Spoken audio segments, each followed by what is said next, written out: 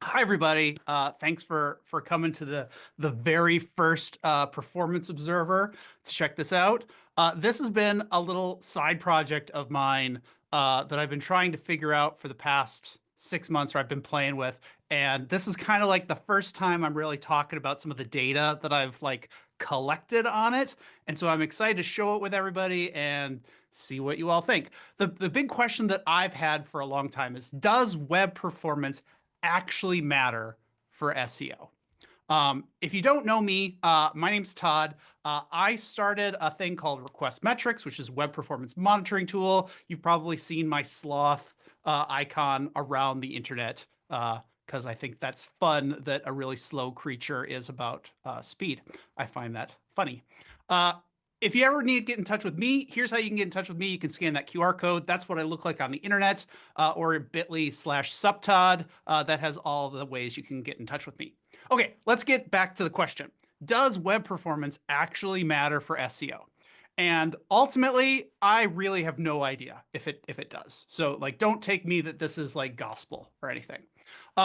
If you go online and you look at like what do web performance people talk about, you see all of these different case studies on WPO stats about, hey, this company, improved their rating on this, or this company did that. These are all like very small like use cases. And it's not like that was performance was the only thing they were doing at the time. Like they were clearly still writing content and still like doing other things. So it's not like any of these things are pure performance tests. But the on the opposite end is if you go out into Google and you like search for something like airlines, like this site fails its core web vitals, and this site is slow AF, and this site is really bad, and this site is slow. And so, like, does it actually matter? Like, this is still like the top of Google, like search engines, and all of these sites are just really, really bad at performance. And so this makes no sense at all. Like, it supposedly it makes all the difference in the world, but then, like, hey, these airlines, aren't any good. So, what do the experts say about web performance? So, like, web performance experts are all over the internet. They always say, like, oh, you got to improve your core web vitals. They all have to pass. It's going to hurt your SEO. Like, everybody says that. You go to LinkedIn, you type in web performance, and you get pages and pages and pages of this. And I'm guilty of that too. Here's a post from me that came up where I said something about the same thing. Because cargo culting, we're all kind of talking about it together. But like, does it actually matter? If you go and talk to SEO people, though, like the SEO people, they're not as convinced. This was one that actually came out like last week. That was this huge rant that got a bunch of play on LinkedIn about like this actually has nothing to do with it. I mean, you should make it fast to not piss off users, but like it doesn't actually matter at all. Uh, so what does Google say? Well, if you go out to the official Google Search Central documentation, Google's core ranking system wants to reward content that provides a good page experience. So like, cool. But they will always rank the most relevant content, even if the page experience is not great. So no. But we highly recommend that site owners achieve good core web vitals. So it's kind of like yes, no, both, neither. They're not really saying anything. So does that answer my question? Does web performance matter? I still have no idea. Like everybody's just kind of talking. Nobody has any data. Nobody knows. So I made a little thing to try and answer this question called Keyword Vitals, which is just this free little Chrome extension that you can put in your site or you can put in your browser. And it basically, when you're on a Google search results page, it reaches out and gathers crux data for every single thing in the results and tries to figure out, did performance matter for this search? If you want to try it out, here's a quick link to it. It's bit.ly/keyword vitals, or there's the QR code, or you can just search for keyword vitals and I kind of, that comes up right away. So let's do a really quick demo of that. So how does this work? So I scan the Chrome extension, basically scans that search results page and tries to find the organic results, which is a lot harder than you think it is. And then it fetches that the crux data for every single organic result in the list. And then I do what's called a Pearson correlation. Is I try and say, all right, is the fastest result or the fastest site, are their metrics correlated to how they're ranking? does the number one site have the fastest LCP? Does the number two site have the second fastest? And it roughly tries to correlate those two things together. So let's see how it actually works. So here's just Google search results. It's kind of small because I didn't zoom in the toolbar, but like this is what keyword vitals looks like. It doesn't really do a whole lot of anything. You turn it on, you turn it off. It really only works on Google search. But when you search for something like JavaScript, it injects these little pills all over saying, hey, this is the first organic search results. Its vitals pass it at a good LCP, CLS, INP. And it does that for all the organics. And then it injects this little sidebar here saying, hey, what is the fastest, or what are the metrics of the fastest thing? How fast would you need to be to potentially beat everybody else on this keyword? And then how well do the various metrics correlate to placement? So there's a weak correlation between CLS and overall there's a strong vitals overall, like if all of your vitals pass, you do tend to rank higher for this keyword. But there's nothing directly for LCP or INP values. Let's try some other things. Let's type in web performance. So it takes a second to run. There we go. So for this one, there's actually a strong correlation with both LCP and CLS, where like those do tend to rank higher for this particular keyword. We can get more specific and type in like web performance tools. Now we're going to get a bunch of ads in there that like push down the page. For this, there's actually very little correlation. There's a little bit with LCP and a little bit with CLS, but like not the core web vitals passing overall. And so like it's very dependent on like what kind of search terms you do on whether or not it seems to correlate at all. Now, I gather the data from all of the people searching this to see if I can put together some aggregate, like in aggregate, does this seem to matter at all? So what I gather is there's about 300 and some users of Keyword Vitals. It's not like a huge thing right now. And I have about 32,000 searches that I'm basing this on. And the data that I gather is for each thing, did it rank 1 to 10? Where did it place in the organic search results? What were the crux P75 metrics? How many of their core web vitals failed? And then all of the correlations for those search results. And then I put those things together. Just briefly about correlations, just because it's kind of important to the data. How the Pearson correlation thing works is basically I'm comparing two sets of numbers. If they're not correlated at all or inversely correlated, like it gets worse as it goes, you get a -1. If it gets better as it goes, it's +1. If there's no correlation, it's 0. Negative correlations are negative numbers, positive correlations are positive numbers, that sort of thing. Okay.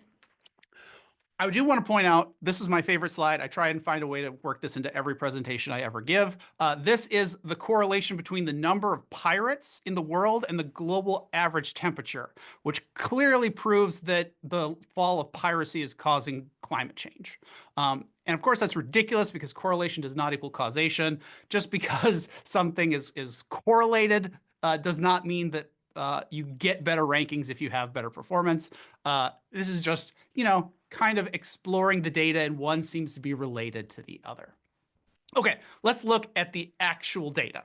So here is, if I take how well is every metric correlated to how well a particular page ranks, in aggregate, this is what I get. And this is a lot of data. So let's kind of break this down. So we're going to zoom in here.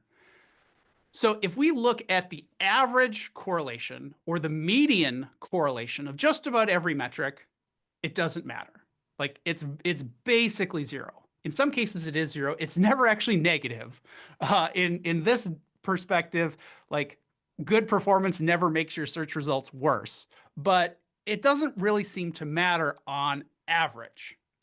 But if we zoom out a little bit and look at the P75, so when they matter, they matter a little. They matter at about 0.3, which is like a weakly correlated effect.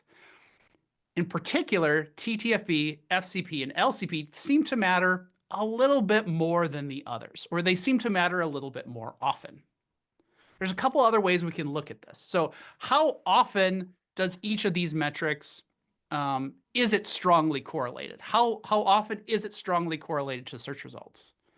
And it seems to be that like the load kind of metrics, the ones that are measuring how fast we can actually show content to the users, seem to matter a little bit more than the other ones. CLS seems to matter the least often. RTT seems to matter more than either CLS or IMP, which I found weird. But like TTFB, FCP, and LCP seem to like be kind of takeaway winners here. Now, if I also can like look at the metrics by their ranking. So here I'm taking the P75 of each metric for every website that ranked #1, and every website that ranked #2, and every website that ranked #3. And so if we look at this data, TTFB seems important. It has a really clear line that like, hey, the #1 and #2 sites, they're the fastest. And the #3 and #4 are slightly slower, and 5 and 6 are slower, and onward and onward and onward. So it seems that, you know, TTFB, if you want to be #1, you got to be pretty fast. That seems also true for the other load metrics, the FCP, LCP, but less so. It's definitely not as clear cut. CLS, kind of different. Like the #1 ranking seems to have actually the worst CLS, and everybody else is kind of the same. So there's kind of an inverse correlation there. And INP and RTT are kind of weird. Like #1 does seem to be the fastest, but then like after the top 3, it's kind of all over the like, so maybe it's more important to get into the top 3, but not necessarily to get onto the first page. And then if I look at how often does a search engine or a search result have failing web vitals, or how many web vitals do they fail according to the Google ranges, typically they all fail once. Like everybody seems to fail one of them. And I wasn't looking at which one they failed. This is how many do they fail? Does it matter by ranking? It does not appear so here. So looking at this data, which again is not super in-depth, does web performance actually matter for SEO? I can give you a solid maybe it does. I don't know. Kind of looks like it does. It's way, way less important than your content and backlinks. So don't think you're ever going to like get on the first page of Google because you happen to have the fastest site. Like that's just, you know, you got to have like a solid content with good relevance and people link to you and everybody loves you. And then it might be important.